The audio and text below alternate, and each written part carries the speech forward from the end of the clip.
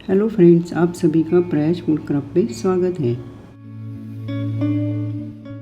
आज इस वीडियो में आप देखेंगे eggless summer special ice cream cake. इस वीडियो में आप शुरू में देखेंगे आइसक्रीम फ्लेवर का स्पंज बना दिया है और फिर क्रीम को किस तरह से व्हिप किया और केक को किस तरह से डेकोरेट किया। एक बोल में 1/4 कप दही लेना है, फिर उसी में 1/3 कप रिफाइंड ऑयल डालकर दोनों को अच्छी तरह से मिक्स करके लेना है। मिक्सचर एकदम से स्मूथ होना चाहिए। फिर उसमें छान लेते हैं 1/2 cup sugar powder. Sugar powder को छानना बहुत ज़रूरी है, उसमें लम्स है वो निकल जाएंगे और शुगर पाउडर मिश्रण में अच्छी तरह से मिक्स हो जाएगी। शुगर पाउडर को मिश्रण में मिक्स करने के बाद अब छान लेते हैं 1 कप मैदा। ड्राई इंग्रेडिएंट्स को छानना बहुत ज़रूरी है, उससे क्या हो जाता है, ड्राई इंग्रेडिएंट्स में एयर अच्छी इनकॉर्पोरेट हो जाती है। अब उसमें 1 टीस्पून बेकिंग पाउडर छान लेते हैं और 1/2 टीस्पून बेकिंग सोडा। सभी ड्राई इंग्रेडिएंट्स को छानने के बाद ड्राई और वेट इंग्रेडिएंट्स को एक साथ मिक्स करके लेना है। आप देख रहे हैं मिक्सचर गाढ़ा है। अब यहाँ 1/3 कप रूम टेम्परेचर दूध को मिलाते हैं। दूध एक साथ नहीं डालना है, थोड़ा थोड़ा बैचेस में डालना है। उससे जो बैटर बनेगा लम्स फ्री बनेगा, स्मूथ बनेगा। आपने देखा मैंने पहले डाला, अब दूसरी बार डालकर मिक्स करके ले रही हूँ। अब जो कप में जितना था 1/3 कप में दूध वो डाल दिया है और मिक्स करके लेना है। हैंड ब्लेंडर से अच्छी तरह से मिक्स करके बैटर को साइड में रख के बेकिंग की तैयारी कर लेते हैं। मीडियम आंच पे पतीली को रखना है। अगर आपके पास कढ़ाई है तो कढ़ाई को रखिए, उसमें नमक को डाल देना है। पतीली इतनी बड़ी होनी चाहिए जिसमें केक टिन फिक्स होना चाहिए। अब उसके ऊपर स्टैंड रख दिया है और ढक्कन लगाकर 10 मिनट के लिए प्रीहीट करना है। पतीली प्रीहीट हो रही तब तक बाकी की तैयारी कर लेते हैं। बैटर में 3 से 4 ड्रॉप आइसक्रीम एसेंस डाल लेते हैं। अगर आपके पास आइसक्रीम एसेंस नहीं है तो वनीला या कोई दूसरा फ्लेवर डालना है तो डाल सकते हैं। अब टिन को तैयार करके लेते हैं। यहाँ मैंने 5 इंच का टिन लिया है, उसमें ऑयल डालकर ब्रश के सहायता से या हाथ से ऑयल लगाकर उसमें 1 चम्मच मैदा डाल लिया है और इस तरह से अंदर की तरफ कोटिंग करके लेना है। एक्सेस आटा निकाल कर साइड में रख देना है। केक बैटर टिन में भरने से पहले बैटर में 1 टीस्पून विनेगर डाल देना है। विनेगर हमेशा आखिर में डालना है, इसलिए बैटर में पहले से बेकिंग पाउडर और बेकिंग सोडा है। हल्के हाथ से विनेगर को मिक्स करके लेना है, इसलिए विनेगर बेकिंग पाउडर और बेकिंग सोडे के साथ एक्टिव होकर बैटर फ्लफी हो जाता है और तुरंत टिन में भर के बेक करेंगे तो केक अच्छा स्पंजी बनेगा। पूरे बैटर को केक टिन में भरने के बाद टिन को 4 से 5 बार पटकना है, उससे उसमें अगर एयर बबल्स है तो निकल जाएंगे। 10 मिनट पहले पतीली प्रीहीट करने के लिए रखी थी, उसमें आप रख देते हैं केक टिन को और बेक करते हैं केक को 30 to 35 minutes medium to low flame पे। 35 मिनट्स के बाद अब चेक करते हैं, स्पंज के अंदर वुडन स्टिक इंसर्ट करके देखते हैं। स्टिक साफ़ सुथरी निकली, मतलब केक अच्छी तरह से बेक हुआ है। सावधानी से केक टिन को निकाल कर रख देते हैं। केक टिन ठंडा होने तक क्रीम को व्हिप करते हैं। यहाँ मैंने 1 कप चिल्ड क्रीम ली है, ट्रफलेट की है और क्रीम का बोल बर्फ़ के बोल में रखा, इसलिए क्रीम का टेक्सचर ख़राब नहीं होना चाहिए। अब लो स्पीड पे पहले 5 मिनट तक क्रीम को व्हिप करना है। लगातार 5 मिनट करने के बाद आप देख रहे क्रीम गाढ़ी हुई है। अब स्पीड को बढ़ा दिया है, 5 से 7 मिनट हाई स्पीड पे क्रीम को व्हिप करना है। थोड़ी देर में आप देखिए उसमें पिक्स आना शुरू हुआ है, मतलब अब ये तैयार है फ्रॉस्टिंग के लिए। 1/4 कप पानी में 1 चम्मच शक्कर डालकर मिक्स करके शुगर सिरप को तैयार करके रख देते हैं। स्पंज अच्छी तरह से ठंडा हुआ है। अब नाइफ के सहायता से टिन से अलग करके प्लेट या ट्रे पे पलट लेना है। यहाँ मैंने ट्रे पे पलट दिया है और टिन से निकाल कर लिया है। बॉटम से अच्छी तरह से बेक हुआ है, आप देख सकते हैं। और ऊपर जो अनइवन पार्ट है उसको साइड में रखते हैं, आगे इसका इस्तेमाल हो जाएगा। इसीलिए आपको वीडियो को पूरा देखना है फ्रेंड्स, स्किप नहीं करना है।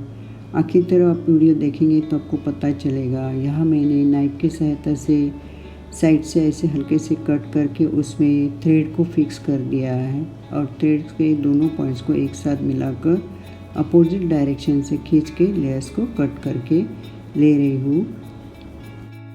टर्न टेबल के ऊपर गीला कपड़ा या गीला टिश्यू पेपर रख देना है। मैंने टिश्यू पेपर रख दिया है, उसके ऊपर केक बोर्ड को रख दिया है। उससे केक बोर्ड फिक्स रहेगा, फिसलेगा नहीं। और केक बोर्ड के ऊपर पहले थोड़ी क्रीम लगा दी है और क्रीम के ऊपर असेंबल करने हैं सब लेयर्स। उसके लिए पहला लेयर रख दिया है और पहले लेयर के ऊपर शुगर सिरप से मॉइस्ट करके लेना है। अगर आप मीठा कम खाते हैं तो शुगर सिरप की जगह पे पानी से भी मॉइस्ट कर सकते हैं। पूरे लेयर को अच्छी तरह से मॉइस्ट करने के बाद यहाँ मैंने पाइपिंग बैग में क्रीम भर के ली है, उसके सहायता से इस तरह से क्रीम को लगा कर लेना है। पाइपिंग बैग से अगर आप क्रीम लगाओगे लेयर के ऊपर तो क्रीम इक्वली लगती है और ज़्यादा भी नहीं लगती, कम भी नहीं लगती। तो इसी तरह से आप लगाओगे। और आप नए हो तो आप पाइपिंग बैग की सहायता से क्रीम लगाकर स्प्रेड कर दीजिए। यहाँ मैंने कुल्फ़ी फालूदा जो सिरप है, क्रश है, उसको डाल दिया है क्रीम के ऊपर और पैलेट नाइफ की सहायता से स्प्रेड करके ले रही हूँ। सभी जगह अच्छी तरह से स्प्रेड करने के बाद उसके ऊपर दूसरा लेयर रख देना है और दूसरे लेयर को भी मॉइस्ट करना है शुगर सिरप से। अगर आप शुगर सिरप से या पानी से लेयर को मॉइस्ट नहीं करेंगे तो केक स्पंजी नहीं होगा और क्रीम ड्राई हो जाएगी। सेकेंड लेयर को मॉइस्ट करने के बाद पाइपिंग बैग की सहायता से लेयर के ऊपर क्रीम को लगा कर लेना है। फ्रेंड्स, मैं आपको एक रिक्वेस्ट करती हूँ, अगर आप पहली बार मेरा वीडियो देख रहे हो, आप नए हो तो प्लीज़ मेरे चैनल को सब्सक्राइब करिए। अगर आपको वीडियो पसंद आया तो अपने फ्रेंड्स और फैमिली के साथ शेयर कर दीजिए और कमेंट करिए आपको वीडियो कैसा लगा, लाइक करिए। यहाँ मैंने सेकेंड लेयर के ऊपर क्रीम लगाने के बाद कुल्फ़ी फालूदा को स्प्रेड करके ले रही हूँ। कुल्फ़ी फालूदा आपको केक मटेरियल शॉप या ऑनलाइन मिल जाएगा। अब उसके ऊपर तीसरा लेयर रख दिया है और तीसरे लेयर को भी मॉइस्ट करके लेना है। देखिए, मैंने जितना सिरप बनाया था पूरा मॉइस्ट करके मैंने लिया है 3 लेयर्स को और फिर पाइपिंग बैग की सहायता से टॉप पर क्रीम को लगा कर लेना है।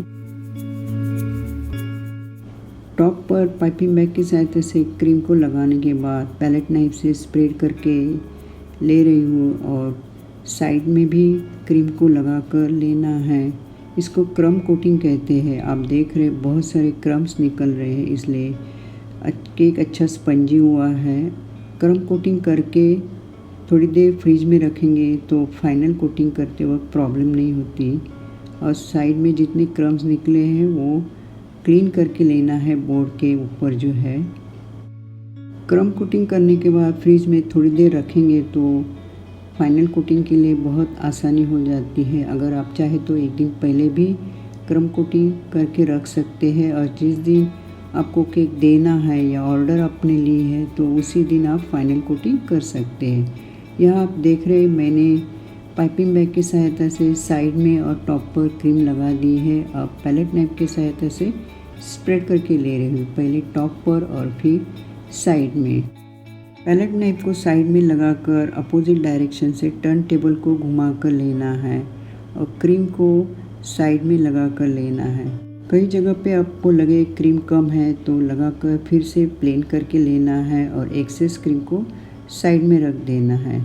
इस तरह से केक की फिनिशिंग करके लेना है। आपने देखा मैंने ज़्यादा फिनिशिंग नहीं की है, इसलिए उसके ऊपर टेक्सचर देना है। उसके लिए यहाँ मैंने वाटर बेस ग्रीन कलर लिया है, उसके 3 से 4 ड्रॉप एक कप में लिए हैं और सिलिकॉन ब्रश की सहायता से इस तरह से साइड में पहले टेक्सचर देना है। ब्रश को लगाकर टर्न टेबल को अपोजिट डायरेक्शन से घुमा कर लेना है। कितना आसान है साइड में टेक्सचर देना, उसी तरह टॉप पर भी टेक्सचर देना है और दिखने में भी बहुत ही अच्छा लगता है ये पैटर्न। ये पूरा टेक्सचर देने के बाद केक का लुक अलग ही लग जाता है। टेक्सचर देने के बाद केक बोर्ड को क्लीन करके रख देते हैं। स्पंज के टॉप का अनइवन पार्ट था, उसको एक ट्रे में या प्लेट में लेकर स्मैश करना है। ऐसे राउंड बॉल जैसे बना कर लेना है। ये मैंने थोड़ी देर फ्रीज़र में रखा था और फिर कट करना है। 2 पार्ट बना कर लेने हैं इक्वल। यहाँ आप ये देख रहे ये आइसक्रीम का कोन है, उसको भी मैंने कट करके 2 पार्ट में लिया है। टॉप पर आइसक्रीम के जो 2 कोन हैं उसको रख देते हैं इस तरह से एक दूसरे के अपोजिट डायरेक्शन में, और फिर उसमें जो हाफ सेमी सर्कल बॉल है वो रख देते हैं, जैसे कि ये आइसक्रीम का स्कूप है। और फिर यहाँ मैंने पाइपिंग बैग की सहायता से जो सेमी सर्कल बॉल है उसके ऊपर क्रीम को लगा दिए हैं। पूरा कवर करने के बाद पैलेट नाइफ से स्प्रेड करना है क्रीम को। ऐसे लगना चाहिए उसके ऊपर आइसक्रीम का जो स्कूप है राउंड शेप में, और पूरी आइसक्रीम लगी हुई है। उसी तरह दूसरे को भी करना है। पाइपिंग बैग की सहायता से क्रीम लगाकर पैलेट नाइफ से स्प्रेड करना है। आप अपने क्रिएटिविटी से और भी कोई ऐसे आपको पूरा एक आइसक्रीम का कोन रखकर भी केक के ऊपर लगा सकते हैं। चम्मच में थोड़ा कुल्फ़ी फालूदा सिरप लेकर स्कूप के ऊपर डाल दिया है। उसी तरह दूसरे कोन के ऊपर जो स्कूप है उसके ऊपर भी डाल दिया है। अगर आपके पास ये कुल्फ़ी फालूदा सिरप नहीं है तो कोई स्प्रिंकल भी डाल सकते हैं, जैसे आइसक्रीम पार्लर में ऊपर से स्प्रिंकल करते, उसी तरह अगर चॉकलेट की चोको चिप्स है या मल्टी कलर के बॉल्स है। मेरे पास छोटे स्प्रिंकल थे मल्टी कलर के, मैंने ऊपर स्प्रिंकल कर दिए हैं और केक के टॉप पर भी स्प्रिंकल कर दिए हैं, साइड में और टॉप पर। अब ये केक लग रहा है ना समर स्पेशल।